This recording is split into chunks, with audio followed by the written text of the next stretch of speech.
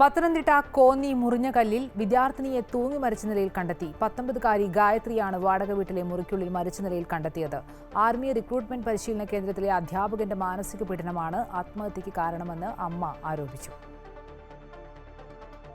Hotel ജീവനക്കാരിയായ അമ്മ ജോലി കഴിഞ്ഞ് വീട്ടിൽ മടങ്ങിയെത്തിയപ്പോഴാണ് മുറിക്കുള്ളിൽ തൂങ്ങി മരിച്ച നിലയിൽ മകളെ കാണുന്നത്.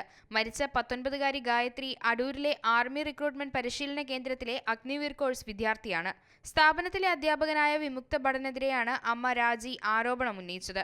അധ്യാപകൻ വൈരാഗ്യത്തോടെ ഗായത്രിയോട് പെരുമാറിയെന്നും മാനസികമായി പീഡിപ്പിച്ചെന്നും ഇതാണ് മകളെ മരണത്തിലേക്ക് തള്ളിവിട്ടതെന്നും രാജി ആരോപിക്കുന്നു. വരാൻ പറ്റത്തില്ലെന്ന് പറഞ്ഞപ്പോൾ അവളോട് പറഞ്ഞു, ഇങ്ങനെയാണെങ്കിൽ എനിക്ക് ബുദ്ധിമുട്ടായിരിക്കുമെന്ന് പറഞ്ഞു. അപ്പം അവളോടും പറഞ്ഞ്, നിനക്ക് എന്ത് കാര്യം വേണേലും ഞാൻ നേടിത്തരാം. അവൾ പറഞ്ഞു, എനിക്കൊരു കാര്യവും നേടിത്തരണ്ട, എനിക്കിന്ന് ജീവനോടെ എൻ്റെ അച്ഛനും അമ്മയും ഉണ്ട്, ബാക്കി എല്ലാ കാര്യങ്ങളും അവർ നോക്കിക്കോളൂ എന്ന് പറഞ്ഞു. വേറെ പ്രശ്നമൊന്നുമില്ല. ഈ അധ്യാപകം കാരണം തന്നെ എൻ്റെ കുഞ്ഞ് പോയത്. ഇതിനി ഞാൻ ഏതറ്റം വരെയും പോകും, എൻ്റെ കുഞ്ഞാ പോയത്.